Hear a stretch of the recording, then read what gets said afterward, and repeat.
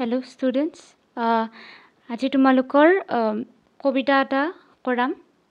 প্ৰথম চেপ্টাৰৰ পিছত মানে দ্য ফান দে হেডৰ পিছত যেটো পোয়েম আছে ৰবাৰ্ট ফ্ৰষ্টৰ দ্য ৰোড নট টেকেন মানে হেতু ৰাস্তা যেটো লোৱা হোৱা নাই যেটো কোনোৱে লোৱা নাই সেই ৰাস্তাটোৰ কথা কৈছে ইয়াত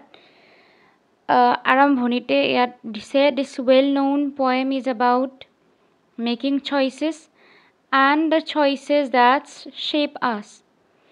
Robert Frost is an American poet who writes simply but insightfully about common ordinary experiences. Robert Frost American কবি হয় আমেৰিকাৰ কবি তেখেত American poet যোনে একদম সহজ সৰল কবিতা কিছুমান লিখে যিবোৰ সকলোৰে বাবে বুজি পোৱা সহজ আৰু সেই কবিতাবোৰৰ মানে কিছুমান অন্যতম দৃষ্টিভংগী আছে যিবোৰ তুমি দৈনন্দিন জীৱনত যিবোৰ অভিজ্ঞতা হয় মানুহৰ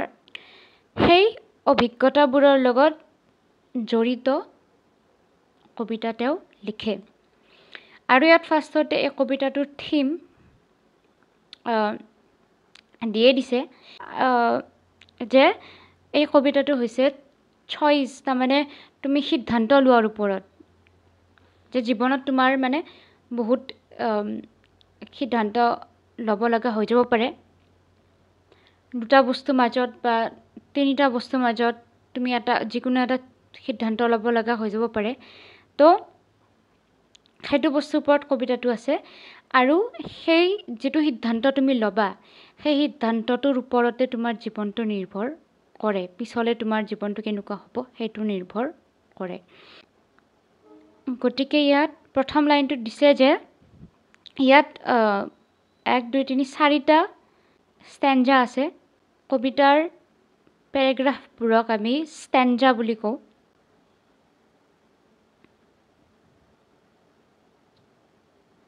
STANZA ষ্টেঞ্জা গতিকে ইয়াত 4টা ষ্টেঞ্জা আছে 4টা ষ্টেঞ্জা প্ৰত্যেকটো ষ্টেঞ্জাত 5টাকৈ লাইন আছে মানে গোটেই কবিতাটোত 20টা লাইন এটা ষ্টেঞ্জাত 5টা লাইন গোটেই কবিতাটোত 20টা লাইন এতিয়া ইয়াত কৈছে চোৱা two roads diverge in a yellow road and sorry I could not travel both and be one traveler long I stood and looked down one as far as I could to where it bent in the undergrowth. So প্ৰথম ষ্টেঞ্জাটোত কবিয়ে কৈছে যে দুটা ৰাস্তা আছে দুটা ৰাস্তা হেতু সিজন আছিল অটম সিজনত কি হয় এই গছগছনিবোৰ হালধীয়া হৈ যায় সেউজীয়াৰ পৰা সেই হালধীয়া গছগছনিৰ মাজত দুটা ৰাস্তা কবিয়ে ইয়াত থিয় হৈ আছে আৰু দুফালে দুটা ৰাস্তা গতিকে তেওঁ কোনটো ৰাস্তা ল'ব এণ্ড সৰি আই কুড নট ট্ৰেভেল বোথ আৰু তেওঁ মানে সৰি ফিল কৰিছে যে মই বেয়া অনুভৱ কৰিছোঁ কাৰণ মই দুখিত যে মই দুটা ৰাস্তা ল'ব নোৱাৰোঁ কাৰণ তেওঁ এজন মানুহ গতিকে তেওঁ যিহেতু এজন মানুহ তেওঁ যিকোনো এটা ৰাস্তা ল'বই লাগিব গতিকে জীৱনটো এনেকুৱা হয় ন যে আমি দুটা বস্তুৰ মাজত যিকোনো এটাহে আমি ল'ব পাৰোঁ বা যিকোনো এটা বস্তুৰ ওপৰতে আমি সিদ্ধান্ত ল'ব পাৰোঁ এডমিশ্যনৰ সময়ত এনেকুৱা হয় ন তুমি ধৰা দুখন কলেজত বা স্কুলত এডমিশ্যন পালা কোনখনত যাবা তুমি যিখনত যোৱা সেইটোৰ ওপৰত তোমাৰ ভৱিষ্যতটো নিৰ্ভৰ কৰিব গতিকে তুমি জীৱনত বহুত সময় এনেকুৱা আহিব য'ত তুমি সিদ্ধান্ত ল'ব লাগিব যিকোনো এটা ৰাস্তা ল'ব লাগিব চ' এণ্ড বি ওৱান ট্ৰেভেলাৰ গতিকে মই যিহেতু এজন ট্ৰেভেলাৰ হয়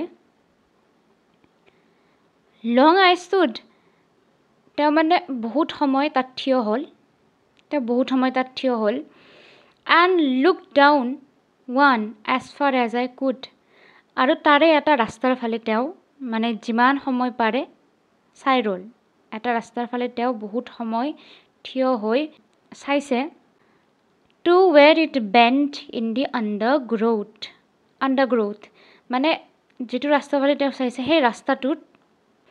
যথেষ্ট ঘন মানে জংঘল আছিল সেইটো যথেষ্ট ঘন জংঘল আছিল তাৰপিছত ছেকেণ্ড ষ্টাঞ্জাত প্ৰথম লাইনত কৈছে দেন টুক দি আদাৰ জাষ্ট আছ ফেয়াৰ তাৰপিছত তেওঁ নেক্সটটো যিটো ৰাস্তা আছে সেইটো ফালে চালে just as fair and having perhaps the better claim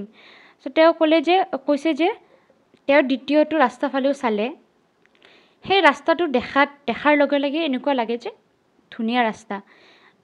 আনকি প্ৰথমটোতকৈ এইটো বেছিহে ভাল দেখি because it was grassy and wanted ৱেৰ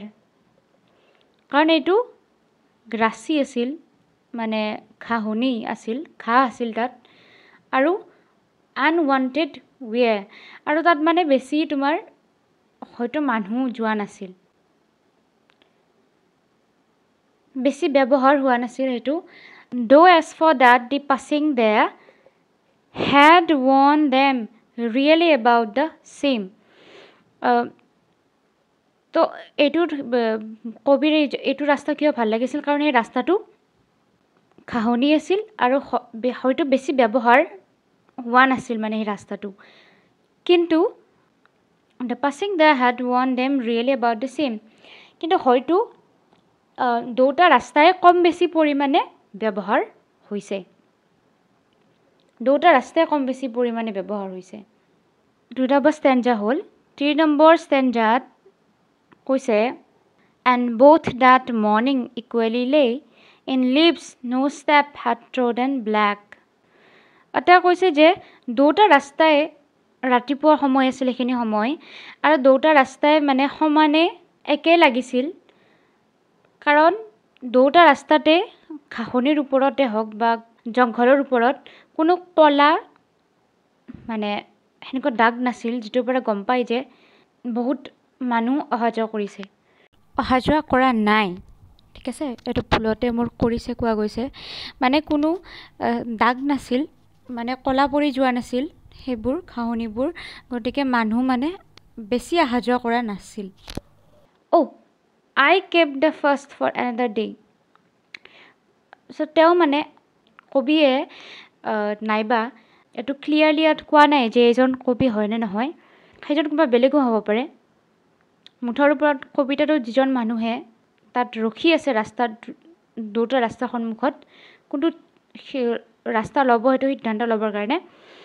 তেওঁ কৈছে যে I kept the first for another day মই প্ৰথম ৰাস্তাটো বেলেগ এটা দিনৰ কাৰণে ৰাখি থৈছোঁ গতিকে তাৰমানে তেওঁ প্ৰথম ৰাস্তাটোৰে নাযায় মই প্ৰথম ৰাস্তাটোৰে নাযাওঁ এইটো মই অন্য এটা দিনৰ কাৰণে ৰাখি থৈছোঁ yet knowing how way leads on the way I doubted if I should ever come back তো তেওঁ কৈছে যে মানে নিজৰ কথাটো তেওঁ আকৌ ভাঙি কিনে কৈছে যে যিমান মোৰ নলেজ আছে যিমানখিনি মই জানো যে এটা ৰাস্তা লোৱাৰ পিছত সেই ৰাস্তাটো তোমাক কোনফালে ঠেলি নিব তাৰ কোনো ঠিক নাই গতিকে এটা ৰাস্তা লোৱাৰ পিছত মই যে আকৌ ঘূৰি আহি এই ৰাস্তাটো ল'ব পাৰিম তাৰ কোনো নিশ্চয়তা নাই ঠিক আছে মানে দুটা ৰাস্তা আছে তাৰ তুমি এটা ৰাস্তা ল'লা যদিও এই মানুহজনে ভাবিছে যে মই এইটো ৰাস্তাৰে যাওঁ সেইটো ৰাস্তাৰে নাযাওঁ মই এদিন ঘূৰি আহি এইটো ৰাস্তাৰে যাই চাম কিন্তু চান্স বহুত কম আছে কাৰণ তুমি যিটো ৰাস্তা লোৱা সেই ৰাস্তাটোৰে তোমাক যিটো অন্য এটা ৰাস্তালৈ ঠেলি দিব তাৰ পৰা ঘূৰি আহি তুমি আকৌ এটা বেলেগ ৰাস্তা লোৱাৰ চান্স নিশ্চয়তা বহুত কম কাৰণ এটা সিদ্ধান্ত লৈ আগবঢ়াৰ পিছত ঘূৰি আহি তাক সলনি কৰাৰ সাধ্য মানে নহয় and I shall be telling this with a sigh somewhere ages and ages hence two roads diverge in a wood and I took the one less traveled by and that has made all the difference so তেওঁ কৈছে যে মই এই কথাটো বহুত বছৰ মানে পিছত হয়তো মই কথাটো হুমুনিয়া আকাৰে ক'ব লাগিব যে ক'ৰবাত বহু বছৰ আগত মই দুটা ৰাস্তাৰ সন্মুখীন হৈছিলোঁ আৰু তাৰে এটা মই চুজ কৰিছিলোঁ যিটো ৰাস্তা বহুত কম মানুহে লৈছিল হয়তো ভৱিষ্যতে তেওঁ সেইটো কথা মানে ক'ব যে মই বহু বছৰ আগত এনেকৈ দুটা ৰাস্তা আহিছিল মোৰ সন্মুখত তাৰে মই এটা লৈছোঁ যিটোৰে সাধাৰণতে বহুত মানুহ নাযায় and that has made all the difference আৰু সেই সিদ্ধান্তটোৱেই মানে বহুত বেছি এইখিনি পাৰ্থক্য আনিছিল যে মই যে সেই ৰাস্তাটো নল'লোঁ আৰু এই ৰাস্তাটো ল'লোঁ তাৰ কাৰণে মোৰ জীৱনত বহুত মানে পাৰ্থক্য হ'ল সেইটো ল'লে হয়তো বেলেগ হ'ল হয় আজি যিটো হৈ আছে ভৱিষ্যতে তেওঁ ক'ব সেনেকৈ তো চোৱা এইটো জীৱনত যিকোনো ক্ষেত্ৰত তুমি উদাহৰণ হিচাপে ল'ব পাৰা যে তুমি যদি ভাল কাম কৰি যোৱা ভালৰ পথত যোৱা আৰু তুমি যদি বেয়াৰ পথত যোৱা বেয়াৰ পথত গ'লে তোমাৰ যিটো জীৱন হ'ব ভালৰ পথত গ'লে তোমাৰ সেই জীৱনটো আৰু বেলেগ হ'ব দুটা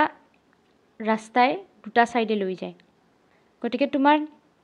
জীৱনটো আচলতে তোমাৰ হাতত কোনটো ৰাস্তা তুমি চুজ কৰা সেইটোৱে কৈছে ইয়াত যে তুমি জীৱনত যিটো সিদ্ধান্ত লোৱা যিটো ৰাস্তা তুমি লোৱা সেই ৰাস্তাটোৱে তোমাৰ চব পাৰ্থক্য আনিব জীৱনত কি হয় ভৱিষ্যতে চ' এনেকুৱা এটা কবিতা লিখিছিল ৰবাৰ্ট ফ্ৰষ্টে আৰু ইয়াত গ্ল'চাৰীত ইয়াত মিনিঙো দিয়া আছে অৰ্থ এইবোৰতো সুধিব তোমালোকক এক্সামত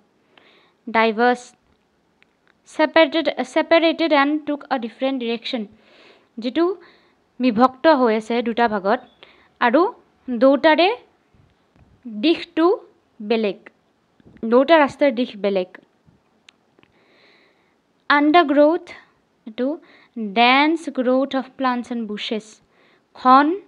মানে গছ গছনি আৰু এইবোৰ ঘাঁহনি